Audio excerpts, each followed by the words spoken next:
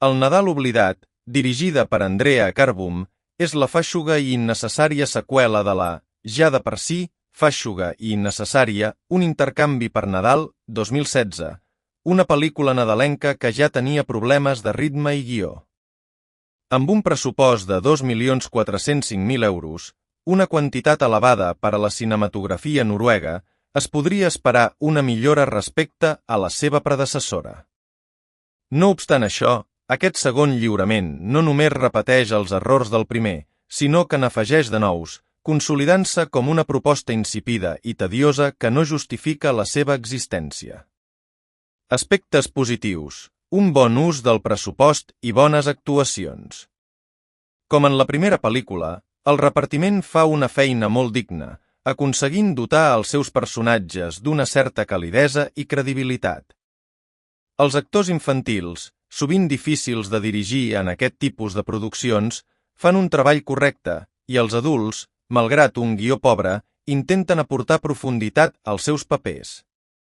L'altre punt fort és l'apartat tècnic. La fotografia és impecable, capturant amb bellesa els paisatges hivernals noruecs i dotant la pel·lícula d'un ambient nadalenc màgic. El disseny de producció és molt acurat, amb escenografies que semblen extrates d'un conte, un vestuari detallat i un maquillatge encertat. Els efectes visuals, tot i ser senzills, són efectius i estan ben integrats en la narrativa. En aquest sentit, queda clar que el pressupost ha estat ben aprofitat per donar a la pel·lícula un embolcall atractiu. Un guió pobre que s'estira massa. Si bé la durada oficial de 63 minuts sense títols de crèdit pot semblar reduïda, la realitat és que la pel·lícula es fa excessivament llarga.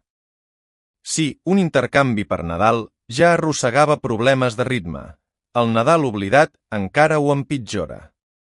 La trama avança amb una lentitud exasperant, i moltes escenes es podrien haver retallat sense perdre cap informació rellevant. He vist episodis de sèries anime de menys de 20 minuts que expliquen més coses i de manera molt més eficient. Un altre problema greu és la introducció d'elements que després no es desenvolupen. La pel·lícula presenta situacions i personatges amb potencial per ser interessants, però després els deixa abandonats, fent que l'espectador es pregunti per què s'han inclòs en primer lloc. Aquesta manca de coherència narrativa fa que la història resulti encara més frustrant. Un conte nadalenc excessivament ensucrat. Si una cosa caracteritza el Nadal oblidat, i no en el bon sentit, és que és massa monyes.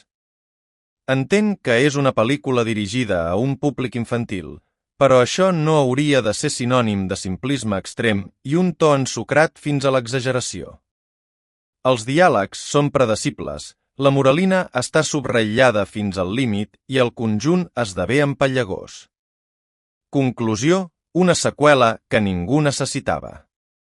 El Nadal oblidat és un clar exemple d'una seqüela innecessària que no millora en res el seu predecessor, la qual cosa no era precisament difícil, i, de fet, accentua els seus defectes.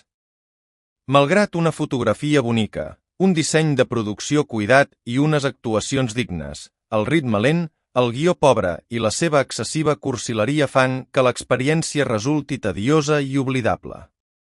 Amb una edició més ajustada i un guió més elaborat, potser aquesta història hauria tingut una mica més de pes. Una oportunitat perduda.